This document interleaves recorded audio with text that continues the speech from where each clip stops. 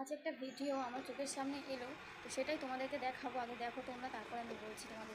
মায়ের কোলে ঘুমানোর বয়স কেন সে হলো খবরের শিরোনাম? এই সমাজ যদি থেকে না ওঠে তবে কার কাছে চাইবো অবলম্বন?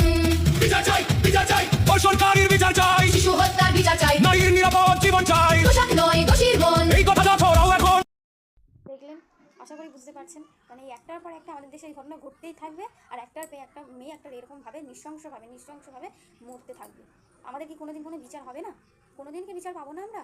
এরপরে আর কি হবে? এই যে জেলে ঢুকিয়ে নিচ্ছেন, জেলে ঢুকাবেন না, সোজা এনকাউন্টার করুন। ওই ওদের মেন পার্টটা না কুচি কুচি করে কেটে আর সবার সামনে একদম তাদের শাস্তি দিন, যাতে পরের বারে এই হাত একটা কাজ করার আগে হাত তাদের কেঁপে ওঠে, তারা যাতে ভয়ে বুক কেঁপে ওঠে। এই কাজটা করার আগে দুবার যাতে তারা ভাবা তো দরকারই নেই, যাদের কেঁপে ওঠে, যাদের করতেই যাতে না পারে, সেরকম শাস্তি সবার সরকারের সামনে ওদের দিন।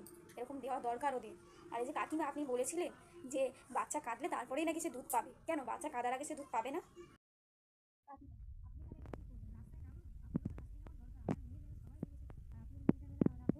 আপনারও দরকার এদেরকে শাস্তি। আর কত বলতে পারেন? আর কত আমরা এই জিনিসটা আমরা সহ্য করব?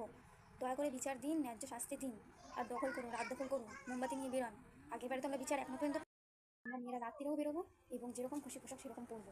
আপনারা নিজেদের মেন্টালিটিটা ঠিক করুন, নিজেরা ঠিক হন। জাস্টিস চাই আমরা, জাস্টিস।